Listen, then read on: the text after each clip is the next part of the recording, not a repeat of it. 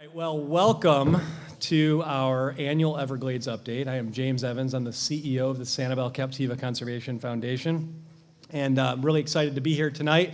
We were expecting a little bigger crowd. Of course, traffic always plays a major role in that, but thank you for being here nonetheless. I want to recognize a couple of our elected officials that are here tonight. We've got Vice Mayor Mike Miller in the center row over here. Thanks, Mike. And we've got Holly Smith, Councilwoman Holly Smith. And so what I want to point out with Holly, Holly was not only our mayor during Hurricane Ian, but she was also recently appointed by Governor DeSantis to the South Florida Ecosystem Restoration Task Force, which is the task force, is a federal task force that oversees Everglades restoration. So we're really proud to have Holly representing us on that task force and being our voice when it comes to Everglades restoration. So give Holly a hand for representing us well. I also want to recognize a couple other folks we have here. We have Holly Milbrandt, who is the Director of Natural Resource for the City of Sanibel, who's sitting over there with Eric. And in addition to our partners that we've got at the table, which I'll introduce here in a minute with the Everglades Foundation, Chamber, and others. We also have with us tonight the Calusa waterkeeper, Cody Pierce. Cody's over here in the middle. He's also working very hard on the water quality issues that we'll be talking about tonight and was instrumental in the economic study that we did with the Conservancy of Southwest Florida. And Michelle Arquette Palermo is here tonight. She's with the Conservancy of Southwest Florida. They partnered with us on an economic study that we recently released. So thank you for being here, Michelle. All right, so what I want to do is tell you a little bit about the Everglades Update first. The Everglades Update was first conceived through our partnership with the Everglades Foundation. And the idea was to develop a better understanding of Everglades restoration and the importance of Everglades restoration to our coastal communities here in Southwest Florida. And that is really important. As you know, the Army Corps of Engineers recently announced that they would begin releases it was a week ago. We began releases to the Caloosahatchee. And that, of course, has us all on high alert because of the impacts that those releases from Lake Okeechobee have on our coastal ecosystems. And we'll talk about that tonight. But I just want to, I just want you to understand the importance of this Everglades update to keep you informed on what we do. And I can't thank our partners enough at the Everglades Foundation for the great work that they do. What is this? How many years has it been now? What is this year anniversary? 30th year anniversary of the Everglades Foundation and the great work that they're doing. And they've been wonderful partners, and they support the work we do here at the Sanibel-Captiva Conservation Foundation. So I want to thank you from the bottom of our heart. You guys are great partners.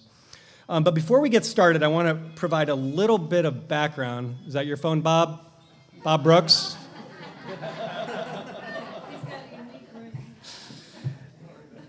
No worries. If you haven't turned off your cell phone, please do so at this time.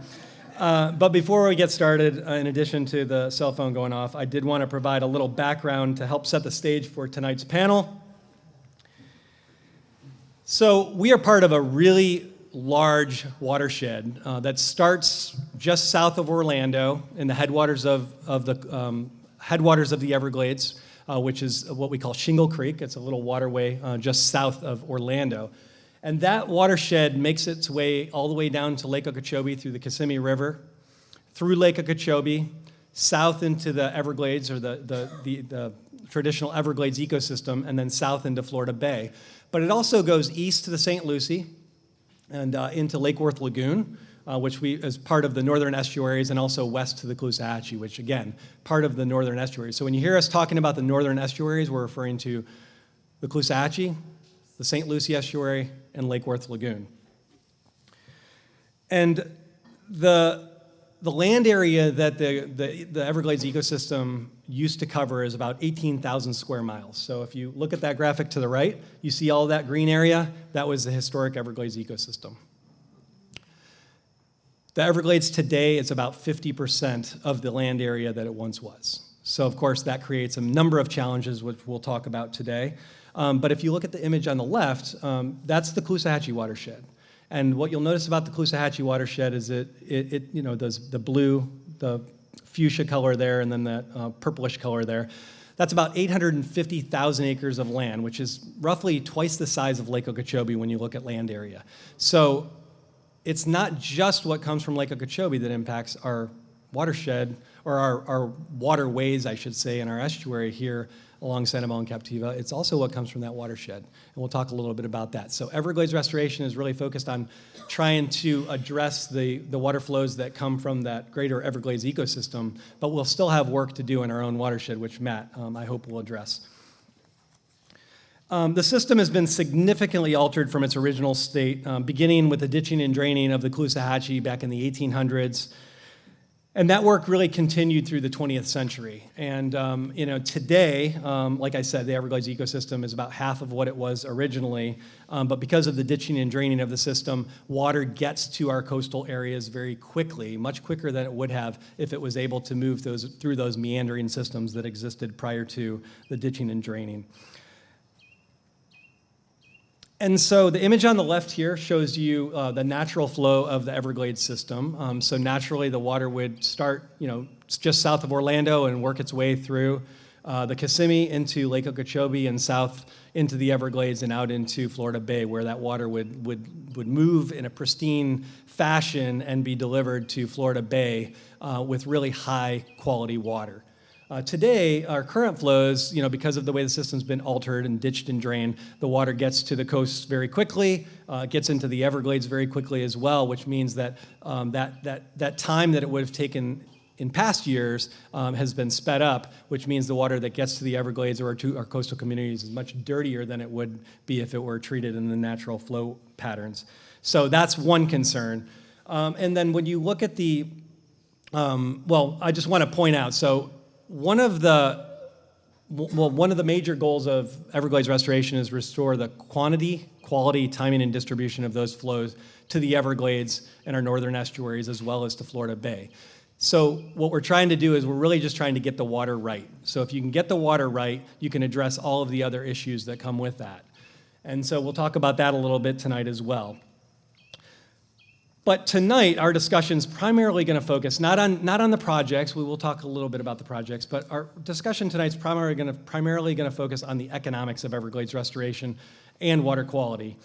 And our panel will also be discussing other aspects of Everglades restoration, but again, we're going to try to focus on the economics because you haven't heard that, and we have some new reports that we'll be talking about tonight. But after the panel discussion, we will have a little bit of time, 15, 20 minutes or so, for some questions from the audience, and really excited for the panel that we have tonight. We do have a wonderful panel of experts with us tonight. I'm going to introduce our panelists, and then we'll jump right into the questions. Tonight we've got Dr. Paul Hindsley. Paul, let me back up. I'm tripping over my own words here, I apologize. So I've got Dr. Paul Hindsley, who serves as the Everglades Foundation Chief Economist. He's applying coastal and marine resource economics to investigate how the changes in those resources influence economic consequences in real estate, recreation, and tourism. Previously, he held roles with Pamlico Tar River Foundation, the NOAA Fisheries Office of Science and Technology, the Center for Natural Hazards Research at East Carolina University, and served as professor of environmental studies at Eckerd College in St. Petersburg, Florida. He has published extensively in peer-reviewed journals, and his research has been supported by the Army Corps of Engineers, the National Oceanic and Atmospheric Administration, and the Sarasota Bay Estuary Program. Dr. Hindsley earned his BS in Resource Conservation from the University of Montana, a master's in Applied and Resource Economics, and a PhD in Coastal Resources Management program at East Carolina University. Paul, thank you for being here. I told you we had an impressive panel tonight. John Lai, although he doesn't need any introduction. John Lai is the president and CEO of the Sanibel-Captiva Conservation, you could be if you want to be. Cool. Got a raise. John Lai, I don't know about that. John Lai is the president and CEO of the Sanibel-Captiva Chamber of Commerce, the premier business organization for Sanibel-Captiva Islands with over 150 members, and the Francis P. Bailey Visitors Center, the only Visit Florida certified visitor center that is open 365 days a year, that traditionally sees over 80,000 visitors per year. Professionally, John has been in the hospitality and tourism industry for over 30 years and a resident of Lee County for over 35 years. He has operated resorts in Sanibel-Captiva, Clearwater, and Vero Beach. John joined the chamber staff in 2017 and was promoted to president and CEO in 2018. Locally, John is past president of Lee County chapter of Florida Restaurant and Lodging Association, is the chair-elect of the Lee County Alliance of Chambers, board member of Lee County Sports, and served on the economic recovery branch of Resilient Lee, the Lee County Hurricane Recovery Task Force. From a state perspective, John serves on the board of directors of Visit Florida as their chair-elect and is immediate past chair of the Florida Association of Chamber Professionals. But most importantly, in his free time, John enjoys fishing with his buddy James Evans and his wife Amy. I've seen you out fishing with Amy as well. John has been married to his wife Amy for 26 years, and they have two children, Zachary and Emma, who both graduated from the University of South Florida in St. Petersburg. And let's give a round of applause for John for being here tonight. And last but certainly not least, we have Matt DePaolis. Matt DePaolis was trained as a field biologist working across Florida, the Bahamas, and Guyana before pursuing his master's in marine biology and a Juris Doctorate with a focus on ocean and coastal law from the University of Oregon.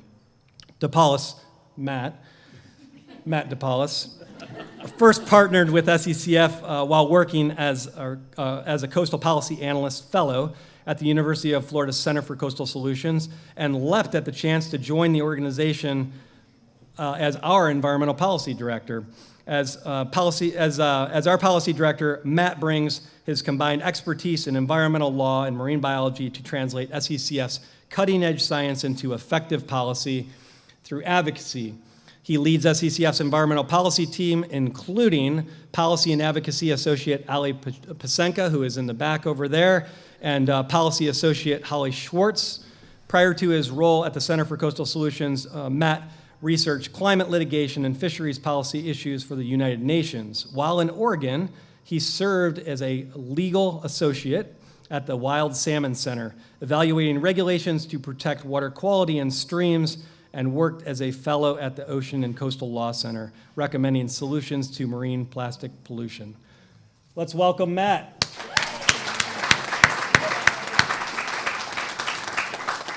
All right, thank you all for being here, and we've got some pre-prepared questions. I see some folks that are trickling in. Again, we're going to save some time at the end for some questions from the audience. Paul, I'm going to pass this to you. I know that we're going to let you kick this off. I've got a couple of questions that are really geared towards some of the work that you're doing. I mentioned some of the high-level goals of Everglades restoration, which include the restoration of the quantity, quality, timing, and distribution of those freshwater flows to the Everglades and our northern estuaries and the southern ecosystems. But I would like the panel to tell us a little bit more specifically some of the benefits of restoration and how the restoration of America's Everglades will impact those of us living here in Southwest Florida. Take it away. All right. Great. Well, I'm really happy to be here, and this is such a beautiful spot, so it's really a pleasure. So let me get this a little closer. I wanted to kind of give a little bit of background. I've been with the Everglades Foundation now for about a year, and I was hired as the chief economist to develop our economics program. And when I think of kind of the relationship between our economy and our system in South Florida, first of all, we know as we've developed our science that we have kind of an integrated system where we have water going down our system from the chain of lakes all the way to Florida Bay. And our economy is integrated with this as well. Now, when I think taking kind of a historical arc, and we look at how our economy has changed over time, I have a picture of Napoleon Bonaparte Broward up, and I included this picture because I think it's kind of a good at least a good starting point for us. And when we think of in the U.S. the economy in the turn of the 20th century, we really had a dependency with about 50% of our economy were sectors of the economy that relied on goods and or developed goods, and really in that portion of our economy, a lot of extractive industries and 50% services. And over time, so if we were to fast forward to today, in 2022, I'm going the wrong way. Sorry about that. Yeah. We've fast forward to 2022. Now the U.S. economy is about less than 30% production of goods and over 70% services. And if we look at Florida, it's more like 20% goods and 80% services. Now, we're really focusing on what we call the clean water economy. So really the range of sectors that rely on clean, plentiful water. And we know in South Florida, tourism, outdoor recreation,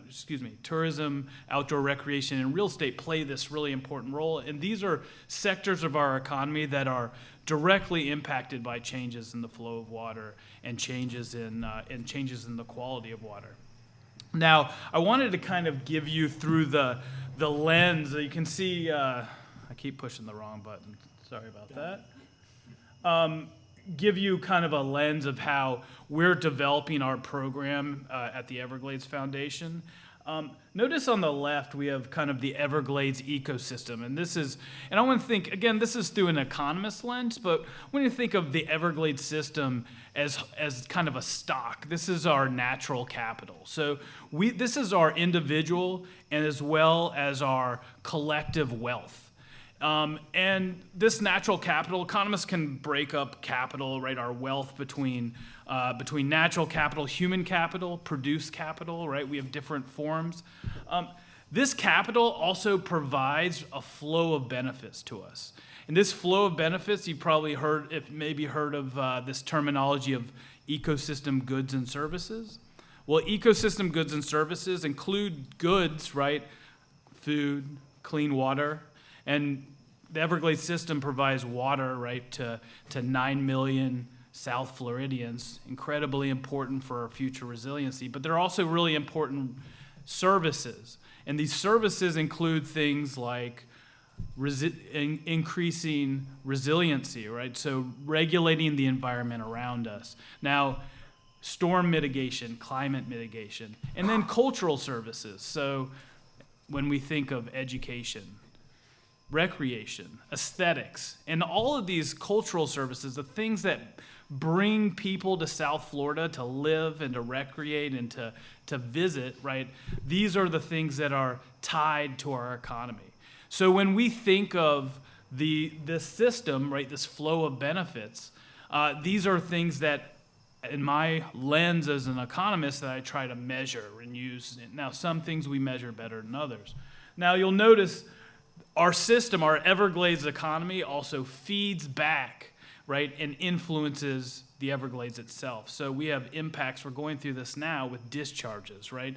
We impact the Everglades system, and we consider this a cost. And then we also can restore our system, and these can be benefits. So these are the types of things that we think when we're having feedbacks in our system that we try to measure and use to inform policy and also evaluate existing restoration projects as well as management that's going on. So again, a little bit of a way that we begin to try to develop economic science that allows us to better inform decision-making within our system. Thanks for the explanation, Paul. And any of the other panelists want to kind of dive in and address some of the local issues as it relates to here in Southwest Florida and benefits from Everglades restoration? Yeah, I think as Paul kind of touched on it, and as we're seeing now, it's been drawn into a particularly fine point with the releases that we're seeing and all of the memories that come back from some of the major red tide and other harmful algal blooms that we've seen that we know are a direct cause or a direct ramification of some of these releases. through working with our partners at UF, SCCF has released studies that have shown that these releases that are chock full of nutrients coming from Lake Okeechobee, augmented by these basin runoff flows as they make their way into our estuary, have the potential to exacerbate some of these red tides and feed other algae blooms, whether it's macroalgae blooms, the transport of microcystis and other blue-green algae blooms. And this all has a direct benefit or a direct detriment to not only our economies, as was touched on, but also just our way of life down here, our quality of life. Even if it's not a direct danger like the blue-green algae and the red tide that are toxic, the macroalgae blooms have a negative effect on our seagrasses as they shade them out. They provide bad water conditions, bad boating conditions. When they start to degrade, they can create a hypoxic environment. So all of these knock-on effects that we see from the releases are all tied to these restoration projects, because the more of these restoration projects that come online, the further along we get in Everglades restoration, the more we'll be able to safely say that we're not going to be seeing these releases anymore. Whether that's Losum as it comes online, hopefully in the next few months, as more and more of these reservoirs that we'll touch on later come online. All of these projects go towards that, the goal that James touched on of the quality, quantity, timing, and distribution of our water. Because if we have water that we can store, that we can clean that store water, and we can convey that water south into the Everglades where it belongs, then that means we're not being seen as a spillway or a release valve for the lake when it gets too dangerously high. And as I mentioned, all of these projects coming online, the more we have, the more each project that comes online takes away one little piece of that total water budget that we're aiming for.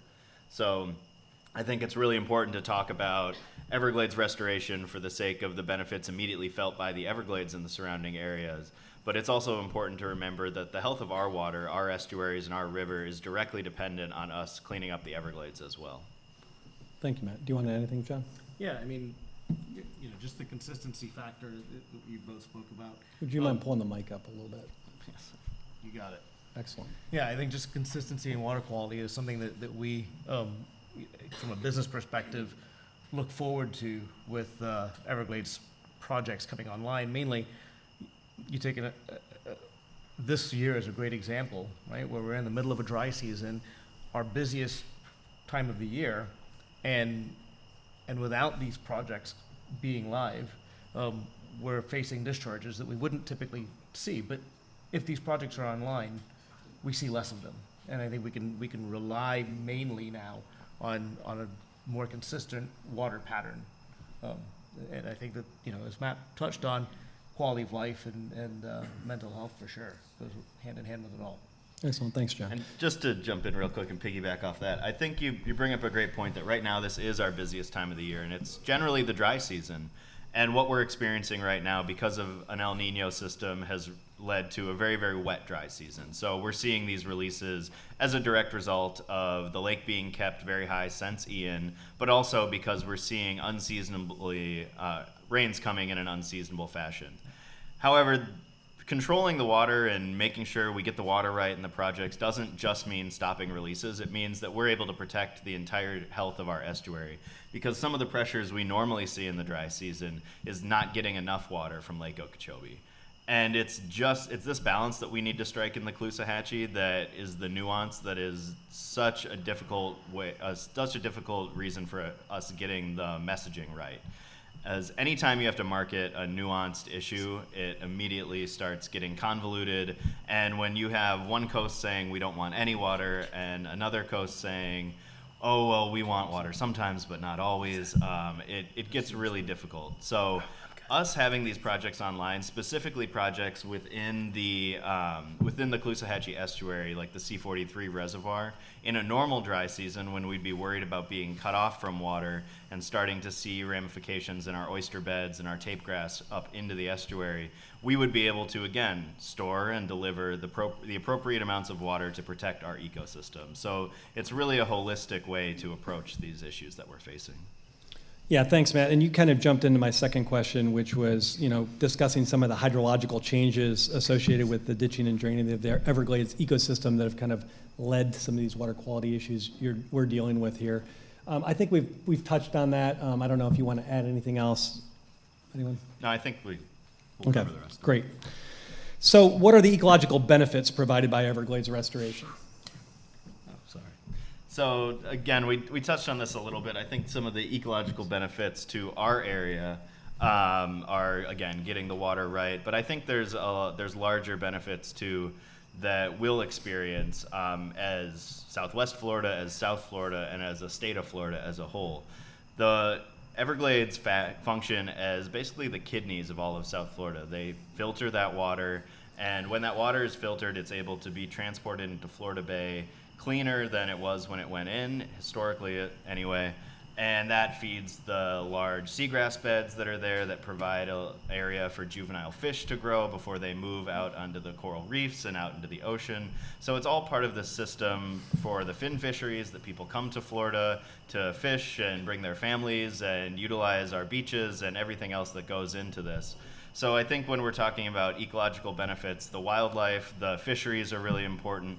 And then I think Paul can touch on a little bit more, but it also is a huge amount of carbon capture that comes from this wetland down in the Everglades. And that's something that certainly can't be overlooked when we're living on a barrier island and kind of at the forefront of the climate crisis.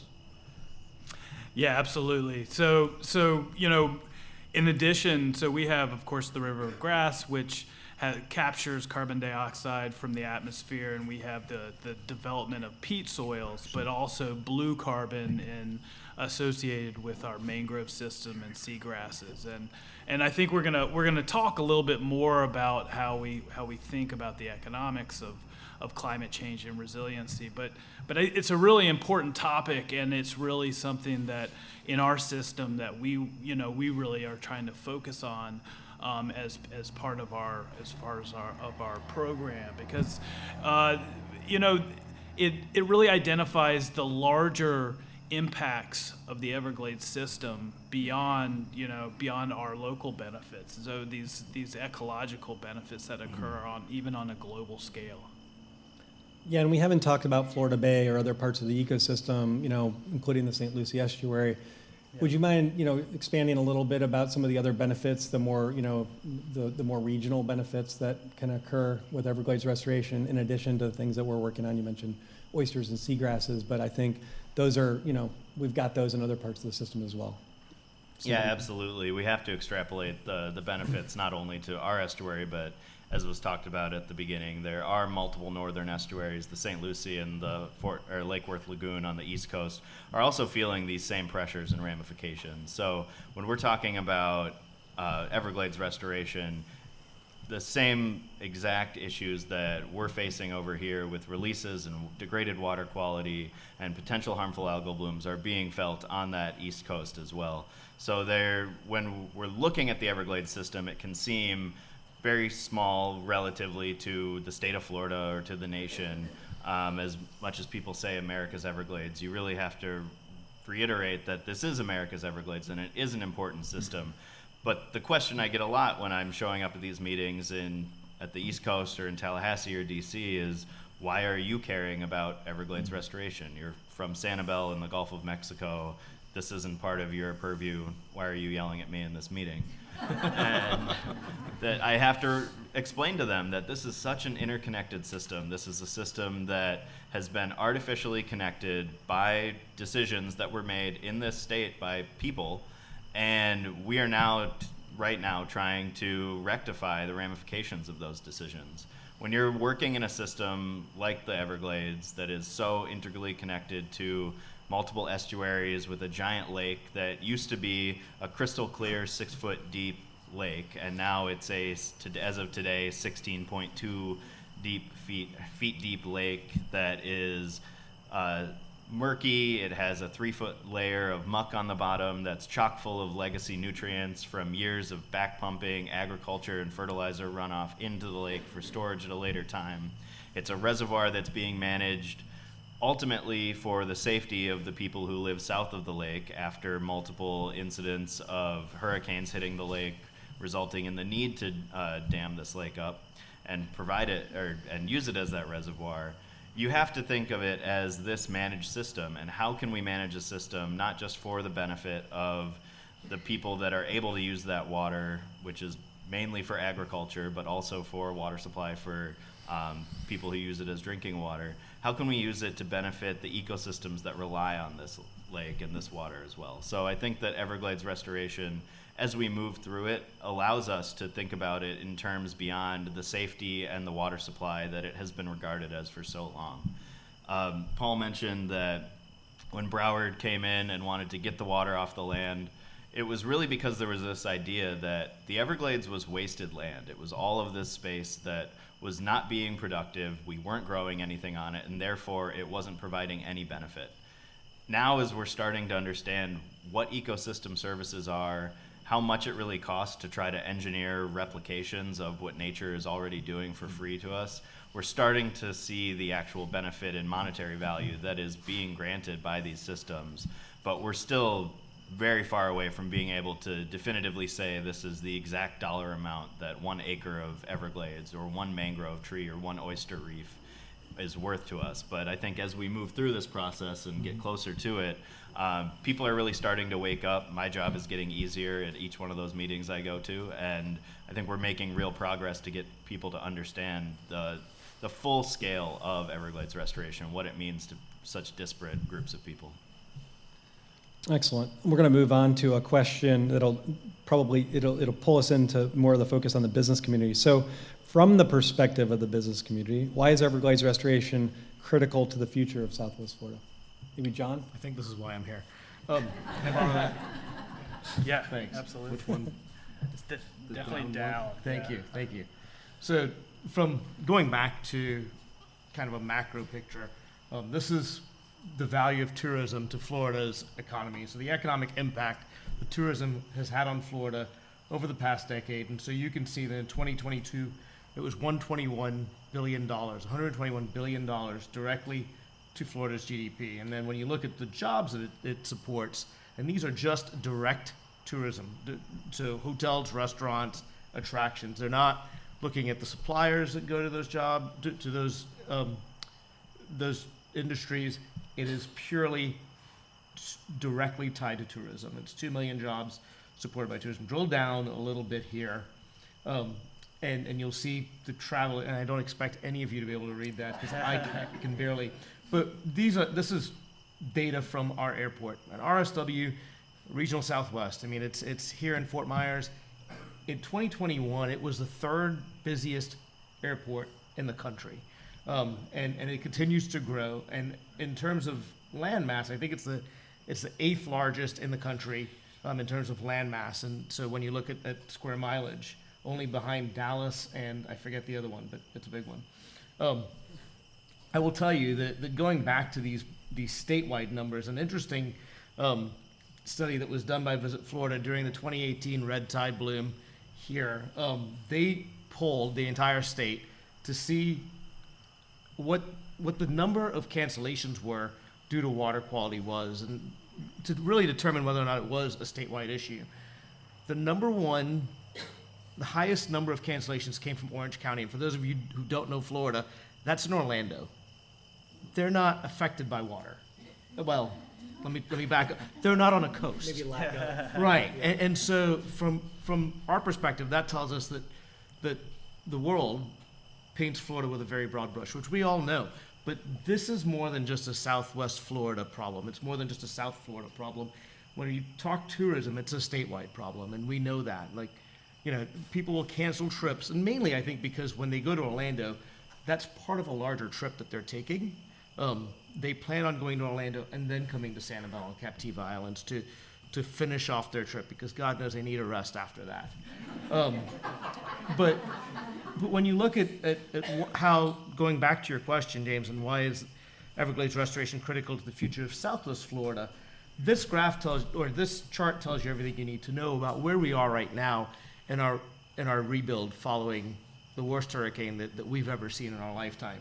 And so if you look at this right now, I'll summarize it for you. It tells you that 16% of our hotel inventory in Sanibel-Captiva is back online, but only 76% is back up in Lee County. So as a whole, we're still very much in the middle of one of the biggest capital projects this county has seen. And And when you look at this, I can't tell you the billions of dollars that's going back into the rebuild, and it's largely dependent on a tourism-driven economy. Visitor lodging statistics, once again, economic impact to our county, and that's just for the first quarter, fiscal quarter of the year. And you'll see it's well over it's over $1 billion. And that's Matt's slide, so I'll stop there. But going back to it, James, we know very, very well how acutely connected the economy is tied to the ecology, and we've found out the hard way repeatedly, over and over again. And so when we talk about tourism, that's a huge component of it. You look at outdoor recreation, the fishing guides, and the real estate, and it just compounds. And so Everglades restoration is key to the future of what we do and how well we do it. Thanks, John. Yeah, I think adding to what John was just talking about, we saw this with the Deepwater Horizon, actually, right? The fact that that there were impacts on visitation to this region, right? Even though there wasn't oiling of the beaches or anything like that, the feedback, right, that happens in this system, the footprint of these economies tends to, they tend to be much larger, and we see these impacts in a whole range of ways. The 2018 red tide event, for example, when the loop current picked up red tide, took it to the East Coast. We saw in the state of Florida, one estimate was a $2.7 billion impact to the tourism industry. This is from a published paper recently by some researchers from UCF and USF. And they found, in addition, the largest percentage impact, of course, was this region, right? And so when you see the areas that are most impacted, and we know, right, we know there's research that connects discharges from Lake Okeechobee to the exacerbating these types of events. We know the impact of blue-green algae, for example. So the ecology is directly impacting these industries. And again, what we're calling the clean water economy, because this is Southwest Florida is directly impacted. When we think of the impacts of water quality and water quantity, it's feeding through our business community. Thanks, Paul. Yep. Yeah, and I think that's a really good segue to the next question. So SCCF, Captains for Clean Water and the Conservancy of Southwest Florida, recently published an economic study that quantifies some of the economic impacts of water quality in our region. The Everglades Foundation is also quantifying the economic impacts of Everglades restoration on a larger scale. Can the panel discuss the importance of these types of economic studies and some of the findings from this work? Yeah, so this is a great summation in this image of what we found in this study. This was the work of our partners at the Conservancy of Southwest Florida, the captains. Calusa Waterkeeper helped out a bunch, and together we looked at this issue, and this really came from a place of frustration, because it's one thing to know you have a problem, and it's another to try to convince someone who doesn't want to be convinced that you have a problem. And what we were running into is the understanding that when we don't have clean water, we're suffering here on the coasts. We're suffering whether it's East Coast, West Coast, whether you're on a barrier island or you're part of the mainland. When you have a tourism-based economy that thrives on that clean water, anyone who lives, works, plays, has visited any of those areas understands the importance of that clean water to driving that economy forward. But when we were going up to Tallahassee and when we were talking to leaders and water managers who were making these decisions, and we were saying, listen, when you're choosing to release water right now with the amount of cubic feet per second that you are, and it's damaging our estuaries, what you're doing is harming our environment, you're harming our economy, you're harming our way of life. But the idea that catching your first fish with your grandchild or going out on a boat really captures for the person who's experienced that and who is really speaking from this place of emotion, we found it doesn't have the same driving force when you're up in Tallahassee talking to someone. What they want is numbers. So together with our partners, we got together and said, listen, they want numbers. Numbers is what's gonna drive this conversation forward. Let's give them numbers. And so this is just some of the numbers. I mean, here's all the numbers, but I won't get into it right now. It's on our website if you're really, really interested. But I think it's really important to look at some of these numbers and see that when we have a harmful algal bloom of the scale that we've seen down here, which we know are directly associated with these releases, which we know are a direct result of not having a restored Everglades that can convey that water south, we're looking at some staggering economic detriment to our community. And this study focused on one narrow strip of the coast from Collier up to Charlotte County, just those 3 counties. And it only looks at the specifically quantifiable things that we were able to bring into this study in the short time frame we were looking at. It doesn't factor in ecosystem services that we've touched on right now. It doesn't factor in human health issues. And it doesn't factor in the far-reaching ramifications of some of these harmful algal blooms that stretch into the counties more. It's just that coastal area. And even in that coastal area, we're looking at $5.2 billion in lost economic output. We're looking at the potential to lose over 43,000 jobs across just 3 counties in South Florida. So now when we are armed with these numbers and we're being able to talk about this to our leaders and the people that are supposed to be representing their constituents, and we can say, listen, over 43,000 voters are going to be out of work because of decisions that you're making right now. That gives them pause. And we know it's already having ramifications, or at least being utilized to make decisions, because we've seen these numbers being touted in Tallahassee.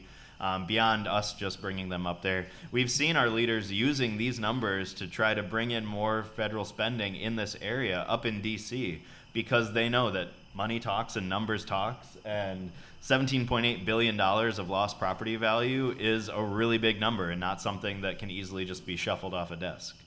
So I think the more and more studies that we can get like this, the larger and more wide-ranging they can be, and the more statistically sound valuation of ecosystem services and some of those other things I mentioned are only going to balloon these numbers. And the bigger these numbers get, the easier it is for us to stand up there and say, look at what you're doing to our community, look at the ramifications you're having, and please think twice about how you're impacting your constituents, the environment, and the economies that all of your constituents require. Paul, did you want to add? Yeah. Yeah, I think putting our 16 counties. So I'm gonna think about this from a system-wide perspective. Our 16 counties has a GDP in 2022 of $791 billion. That's bigger than the state of Maryland, as an example, right? Bigger than the state of Colorado. So the footprint, right? The economic footprint of this region is massive, right? And so when we talk about scale and the importance of restoring this, this system, we have 7.7 million jobs in this system. So it's the scale, right? The amount of economic activity going on in this system that's directly tied to this ecosystem is bigger than multiple states, and it deserves attention. And so, and then when we look at the impacts of this, many different economic values that we get aren't necessarily captured directly in markets. So we know, right, when you go on a recreational, if you go recreationally fishing, that's not necessarily, that value you have associated with that trip is not necessarily traded in some market. And so we can still use economic methods to value those types of activities, and that allows us, for example, those are often done in natural resource damage assessments. They're done in a whole host of different types of settings that are used in legal. For example, I mentioned the Deepwater Horizon. those types of methods were used to evaluate the amount of money that the state of Florida received right from BP. So these are important things for us to measure, to show when there's damage to our system that we need to understand what the impact on our society is going to be. So again, it's that kind of that translation from the ecosystem and the way that we benefit from that ecosystem, so that we can kind of restore it and restore the health of this ecosystem. Thanks, Paul. Yeah, we often hear when we meet with legislators, concerns about the cost of Everglades restoration, which continues to balloon in costs. We're at what, 24 billion or somewhere in that range. It started off as 8, and I think it is ballooned up to about 24 billion. But the real question is, and this is a rhetorical question, you guys don't have to answer this, but what is the cost of not restoring America's Everglades? What is it going to cost all of our communities within this 16-county area of South Florida that is impacted by Everglades restoration? So I think that is the, $24 billion question. Really, that investment is really important. It's a 4-to-1 return on investment when it comes to Everglades restoration. So really important. So let's shift gears. We talked about the economics quite a bit. I kind of want to just jump into, some of the projects and kind of the timeline. We have about, 15 minutes left. And talk a little bit about that and some of the impediments to the work. But let's kick it off with what are some of the key projects of Everglades restoration? Yeah, so we've touched on a few of them. The biggest ones that frequently are in conversation are the reservoirs. There's no real more efficient way to store water than put it in a giant box. And the Army Corps loves straight lines and concrete, so that's what we're doing. There's 2 major reservoirs that are under construction right now that will have direct impacts here in the Caloosahatchee. That's the C-43 reservoir, which is actually in our basin, and the EAA reservoir, which is south of the lake. Both of these reservoirs are massive. The EAA reservoir is larger, and that's one that will directly store water from Lake Okeechobee and then connect that water to stormwater treatment areas, which are essentially giant filter marshes that allow natural uptake of the nutrients from the polluted lake water into the plants that are growing in those STAs or stormwater treatment areas. And then once the water meets the limit that's required for it legally to be able to be conveyed into the Everglades, we'll convey that water into the Everglades. This is a hugely important project because it's really the only one that we're working towards right now that's going to have the amount of conveyance we need to be moving that water continuously into the Everglades. Historically, the Everglades was a very slow-moving river of grass, as you've heard it described. It overtopped the southern bank of Okeechobee and moved all the way to Florida Bay. And we've really, through our ditching and draining that's gone on, have removed that natural and seasonal flow to the Everglades that we've seen. But as soon as we can get a large reservoir that holds that water and is able to continuously convey it out, that'll replicate the conditions that we used to historically see and hopefully can return a lot of that southern Everglades to what it used to be before Hamilton-Disston ever made it down here. The C-43 reservoir, on the other hand, is a large reservoir within the Caloosahatchee watershed, and that's one that we'll be able to store water in. It will take water from the Caloosahatchee, so it won't be the same sort of release valve when we're talking about the lake releases like the EA reservoir will. It allows for a little bit of that, but for the most part, that's what protecting what we talked about earlier with those dry season flows that we really need in our estuary to protect the salinity gradient in our estuary. So our river used to be historically separate from Lake Okeechobee. You could see in some of those images from earlier. In the wet season, you could maybe drag a canoe from the Caloosahatchee into Lake Okeechobee, but for the most part, it was a spring-fed system. It had a waterfall on it that locked a bunch of water behind it, so it was able to relegate itself and regulate itself appropriately. But since it has locks on it now, it's highly controlled.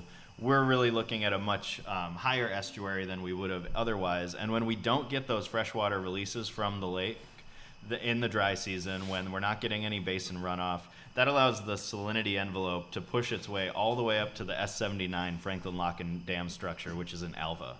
And the organisms that live that far up into the estuary really aren't tolerant of that high a salinity, and it really starts to cause a detriment to some of the tape grass and oysters and other organisms that are that high into there. So when the C43 is complete, hopefully 2025, based on timelines, that will allow us to not be asking for water in the dry season. It'll cut some of the nuance out of our ask, which should hopefully confuse less people overall. But us being able to really have that control in our own basin and take us one step further from fighting with other water users for that water is going to be a huge boon. There's a lot of other projects with the Central Everglades Restoration Program that are working to rehydrate the Everglades. There's the Western Everglades Restoration Project, which is going to take water down into the Western Everglades over by Big Cypress and hydrate an area that historically has been dry for many, many years. There's the Tamiami raising project that is actually raising the roadbed of the Tamiami Trail that cut across the Everglades when it was built and effectively has been a dam ever since, preventing water from reaching a lot of those areas that are really in need of rehydration. And that project is well underway. If you've driven that road, you've probably noticed when your car suddenly raised 4 or 5 feet. There's some more storage components going in north of the lake that are going to be beneficial at keeping water out of the lake. That's the LOCAR, or Lake Okeechobee Component Area Reservoir, or Lake Okeechobee Reservoir Component A. And that's hopefully will be included in the next Water Resources Development Act this year. I'm sure I'm forgetting a ton of projects. We don't have to hit every Okay. project. I think we're good. There How much time there we are got? 68 Yeah. projects in SERP. We don't need to hit them all. But what I just want to move on. I got 2 more questions, and then we'll go to audience questions. Give people plenty of time to ask questions. But one of the questions I hear a lot is, what are if any, what are the impediments to completing Everglades restoration? I think the largest impediment that we're seeing every day is funding. As we touched on it, we've been funding these projects for years, and we're going to need to be funding these projects for years. And people get real tired of seeing you coming into their office every year and saying, do you have another $1 billion for us? But again, as we mentioned, this is a great return on investment. This is a great match for the federal government. Florida puts up more for these projects than most Army Corps projects. And the more we're starting to understand those ecosystem services and the other services associated with Everglades restoration, the bigger that return comes every year. So that's a huge impediment that we're constantly fighting against. There is also a large impediment that we're fighting right now, and when I say we, it's really the Army Corps with associated partners who have filed amicus briefs, because the sugar industry has launched a lawsuit against the EAA reservoir, claiming that they're not getting the water that they're due, despite really getting all the water they could ever want or need, and not taking any water when other areas are really suffering, like right now. You'll notice when we're talking about releases, it's always water going east or west. It's never really going south, and there's no risk of flooding any agriculture fields. And when we're looking at this lawsuit, through a complicated mechanism, there was a water savings clause built into the SERP legislation saying that sugar is not allowed to lose any water through any of these SERP projects.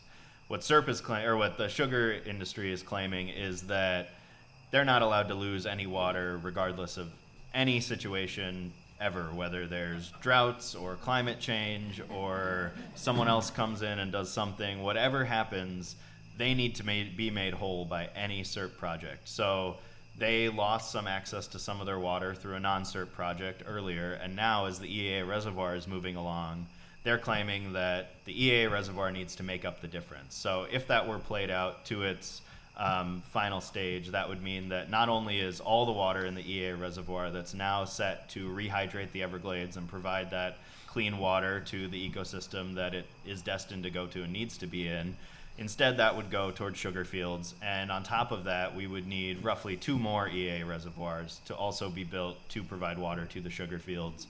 on top of all the water that they get from Lake Okeechobee, which is the reason that the water is being held so high in Lake Okeechobee to begin with. That's the short version. But we have some good news. The first judge that this was in front of said this is patently ridiculous and sided with the Army Corps. That has been appealed. We filed another amicus brief with Everglades Foundation and other partners. So that's before an appeals court now. And we hope that this judge will also see the similar logic that everyone else that isn't the sugar industry has looked at it and seen. But those are the major threats facing Everglades restoration right now that jump to mind. Thanks, Matt. You guys want to add anything? Yeah, I mean, I think when you have a 50-50 split, right, and in the state and the federal government needing to fund these projects, it's our responsibility to inform and educate again about the scale and the importance. I think that's as the Everglades Foundation has put a lot of resources in our science team. And that's why we've started this economics program as well, so that we can take the science and translate it into the benefits. I'm going to spill that all over the place. The benefits, right, to the people in South Florida, our visitors to South Florida, as well as the larger American public. So I mean, I think, the scale, we've talked about some of these numbers. These numbers are large because this is a huge ecosystem, right? And it impacts millions and millions of people. So it's important for us to stay on top of both our federal partners and our state partners, and to communicate the importance of the change in science and the economic consequences of this restoration. I just think overall political will, is an impediment. I mean, it seems like every year we're up there saying basically the same thing to a new group of legislators who either are opposed and don't understand we have to re-educate them, or once got it and now may have switched their tune. So I mean, from our perspective, I had no idea that much effort would go into this when it just looks so black and white to all of us on paper. Absolutely. And then I'm just going to wrap it up with this question. And you guys have addressed this a little bit, but what can people do to ensure that Everglades restoration continues to move forward and is completed in a timely manner? Keep it short. Well, it's amazing how many people I speak with that are unaware of the system, right? And really the compartmentalization and the drainage and the impacts within the system, as well as like the scale. And I think we all can educate and communicate about this. And so that's a really important part of what we do. Well, and back in 2018, I had just stopped managing resorts. It was right after the 2016 red tide bloom, and what we realized as an industry was we had very intentionally not spoken about the ecological problems that we faced here in Florida, because it wasn't, in our minds, good for business. Marketing tourism is not calling people and asking them to help your cause. However, what we found out was that our visitors were the ones that were the most angry with us for not telling them how they could help us preserve this piece of paradise that they would eventually, or hope to eventually, call home. So going back to exactly what you said, looking at organizations like SCCF and Everglades Foundation, who can put together some really great one-pagers and videos to educate the public on how they can speak to their legislators. It doesn't matter if they're here in Southwest Florida or if they're in Wisconsin. Everglades restoration is a national movement, right? And we need to make sure that they help us carry this across the finish line. Thanks, John. Yeah, I think that's right on. I think it's education. I think it's engagement. It's understanding the issue, even though it's a huge issue and it's complicated and it can be a lot of acronyms. It's so many acronyms. But also engaging when it's necessary, talking to your leadership, explaining to them, if they don't get it, why Everglades is important, And I think finally it's just about getting out and enjoying the Everglades, or enjoying whatever resource you love, whether it's the boat or walking on the beach, and understanding how that connects to the Everglades and telling people about it. When the water's great, say, thanks for the Everglades. I'm glad we can have this here. And when the water's bad, just feel free to needle people and say, wouldn't it be great if Everglades restoration was done now and we weren't dealing with this? Excellent. Yeah, no, great answers, and I think education is a key component of everything we do. Communicating, advocating, going to Tallahassee, going to Washington, getting our legislators to put their money where their mouth is and fund these projects. So let's go ahead and jump into audience questions. Yes, sir. Jeff's going to bring the mic around.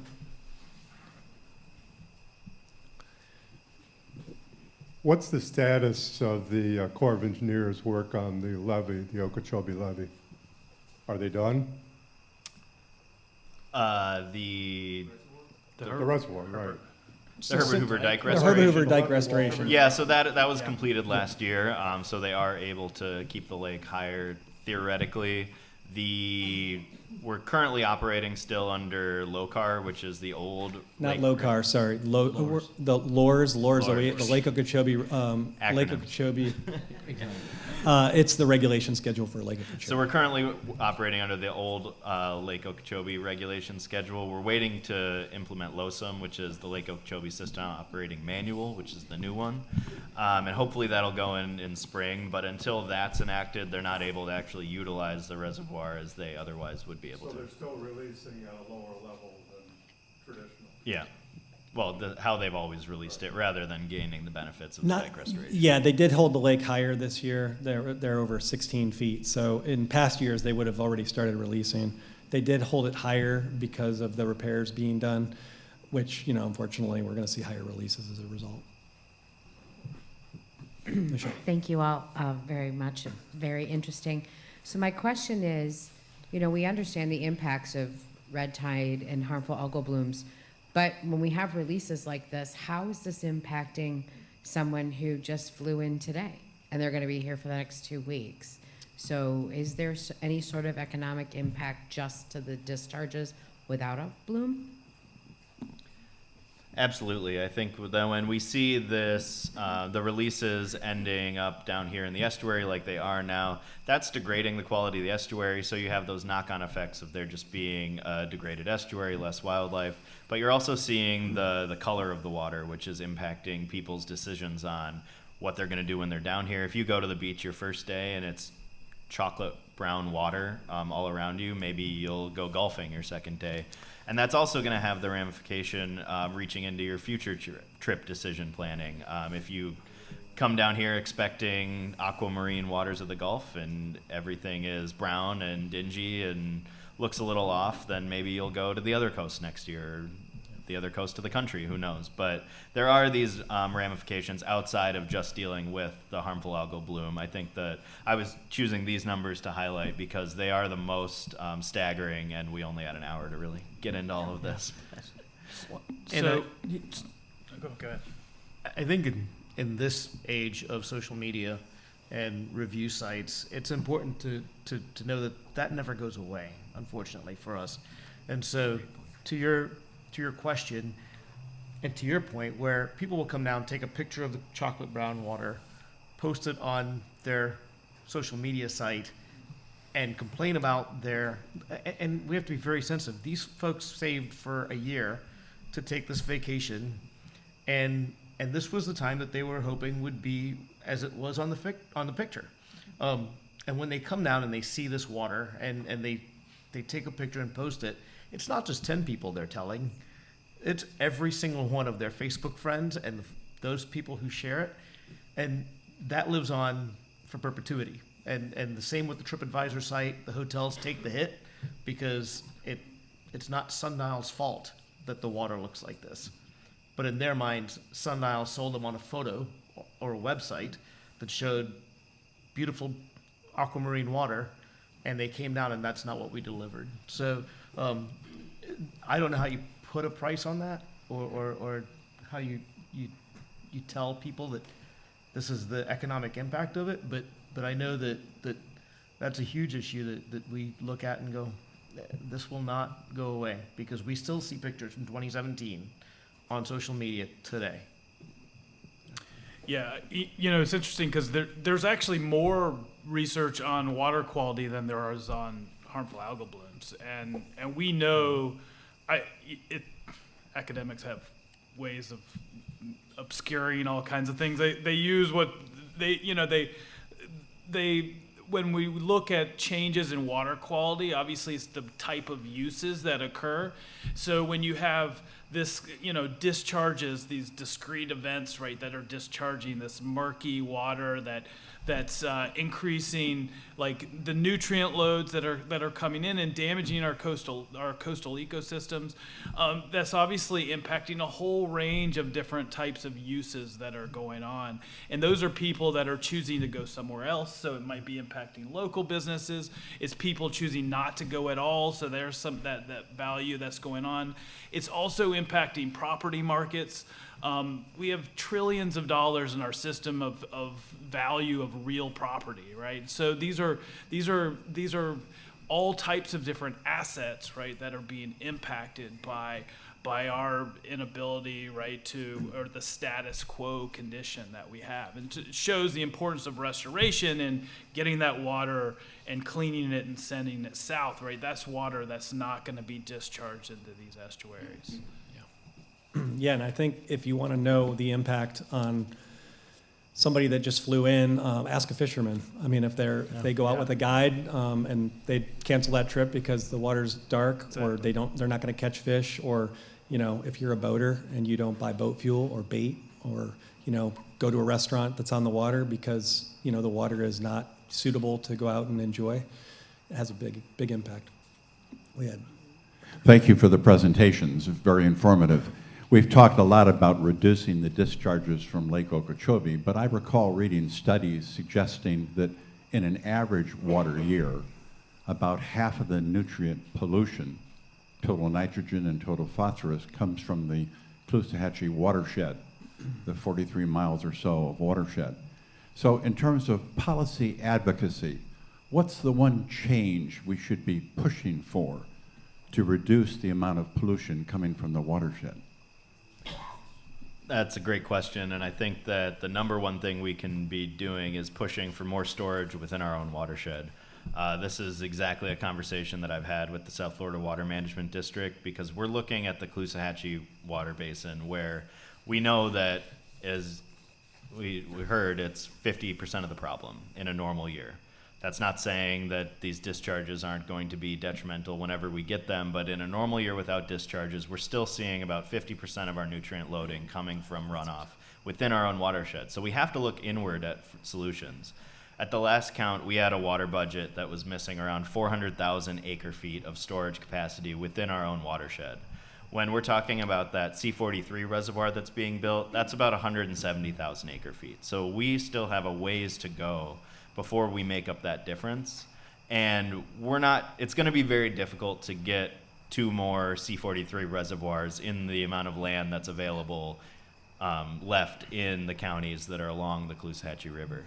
That means we need to start looking at this creatively. We need to find storage in smaller and more frequent opportunities. I think there's great examples out in Lehigh Acres right now where they're putting in smaller reservoirs attached to filter marches that are being turned around and turned into community parks.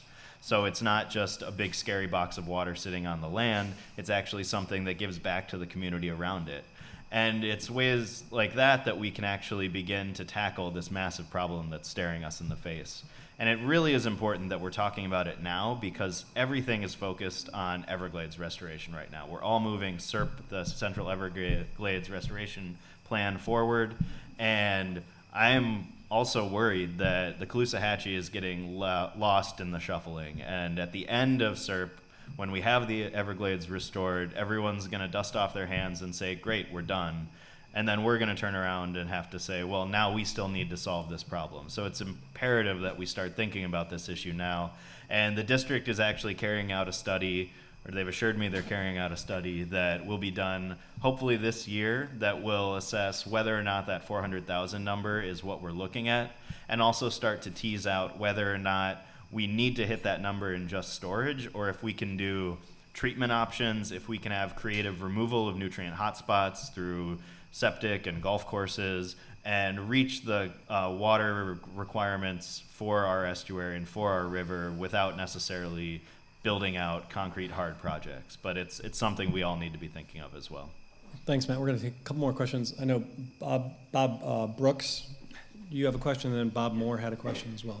First of all, thank you for the great presentation, especially bringing the economics to it. John, I'm going to put you on the spot, and if you said it, I didn't. I'm sorry I missed it. And I'd also like, if second part of the question, if any of our staff from the city can answer the second part of it. The first question, part of the question is, can you give us an estimate of what the actual economic loss on Sanibel-Captiva was from the 2018 Red Tide event with resorts and so forth? And the second part of the question would be, do we know what it cost the city to remove the 900,000 pounds of dead sea life from our beaches and canals? Thanks, Bob, for that. Yeah. Always count on you. No, well, we actually did. We sent out a survey to our members during that event, and at the end of, that event, the last survey, we sent out, I think, 5 surveys during that event, one a month. And the very last survey, the total of it came back, and this is really just direct impact. So cancellation, covers in restaurants, retail stores, comparing year over year, was just over $2.9 million over a 6-month period of time. So when you think about that, that's pretty staggering. What I think is even more staggering, I spoke to one of my neighbors down the street, is the VP for Cisco, a national food service distributor that's based, once again, they're nationwide, but he's based down here in Southwest Florida. And I was asking him the other day just how it's coming along since Ian. He said, Ian was bad, but nothing compared to 2018. And I said, really? And he said, here's why. A lot of restaurants got back open very quickly. They got their insurance payout or whatever throughout Lee County. In 2018, they didn't have insurance to cover that loss. So it took them a lot longer to rebound and rehire the servers that were necessary. And as you all know, if you were here during that time, our visitation didn't come back as soon as the water cleared up. It took us a solid 18 months to recover from that, only to be set back by COVID again. But that's the time it took for us to regain people's trust that we were good down here. We ran a campaign called "The Coast is Clear" for about 12 months before people believed us that the coast was clear. And so, when we looked at the $2 million, it's literally the tip of the iceberg, because that's when folks like Mustad Hooks got involved and said, hey, the fishing industry is reeling because of what's happening in Southwest Florida. So, if we were to dig deeper and look wider at what the economic impact of that was, I think it's in the billions.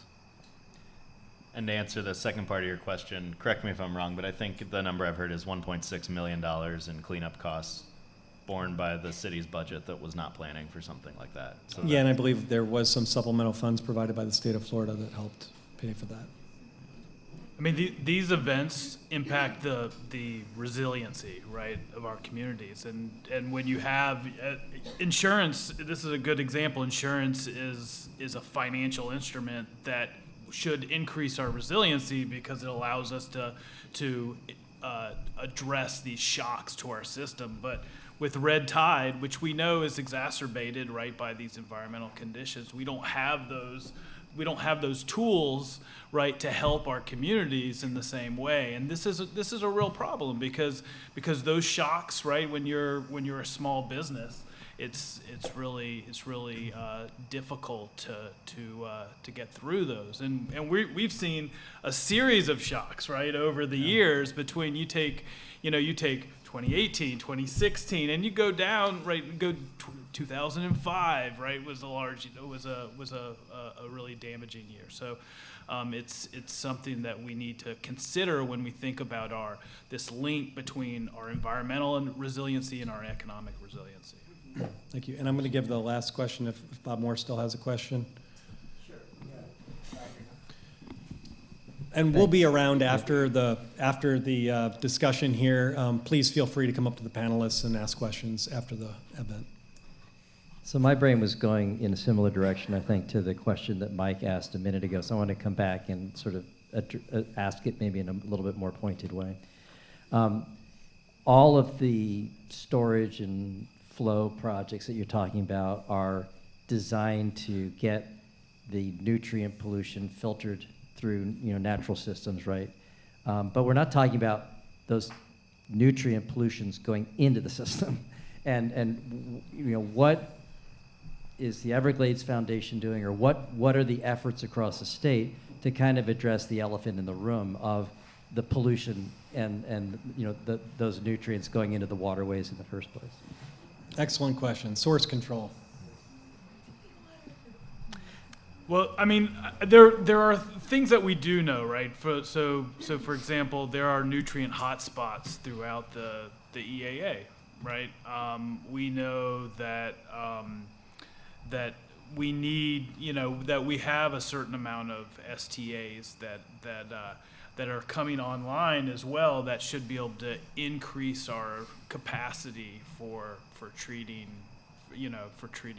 pollution that's coming through that's going through the EAA. So, I mean, I think those are important topics. We need to make sure that we have sufficient treatment, and that's coming up through we have through 2027, right? And I'll let you speak to the policy side of it, but that South Florida Water Management District's going to be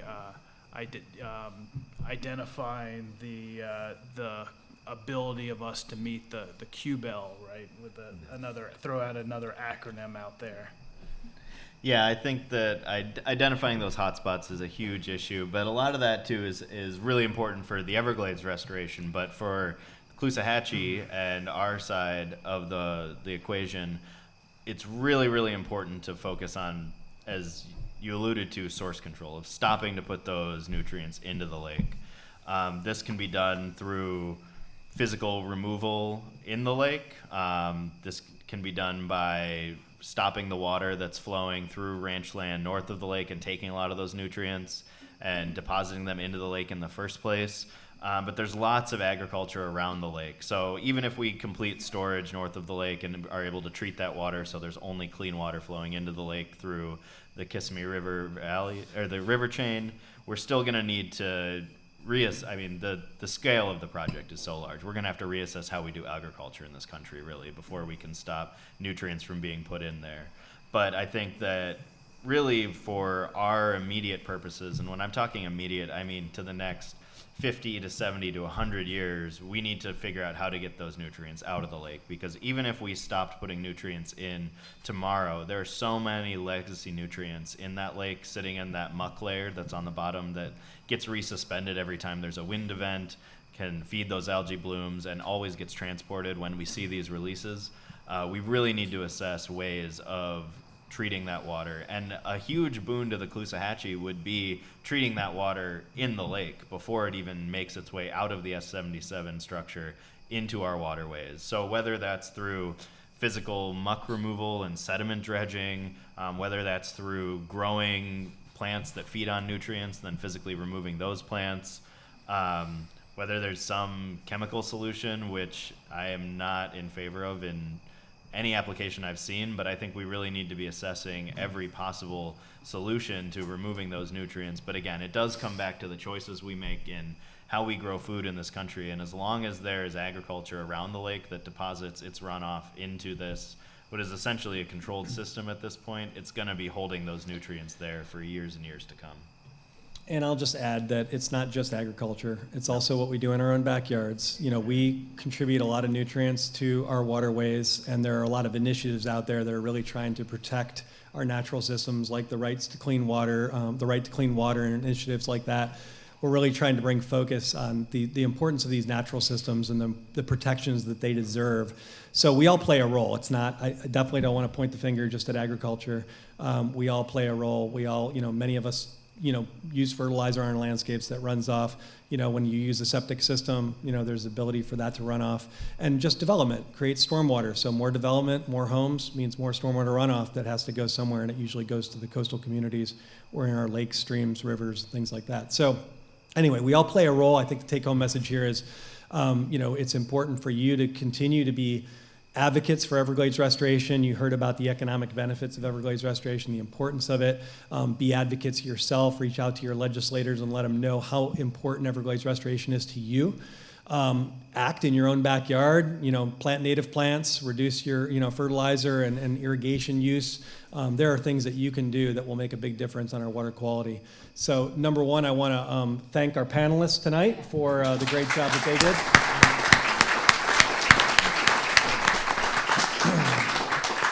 And I also want to thank all of you for coming here and educating yourselves, learning more about Everglades restoration, the importance, and of course, your support for whether it's SCCF, Everglades Foundation, Captains for Clean Water, or all of our partners in the region that are working on water quality issues, the Conservancy of Southwest Florida, the Riverkeeper.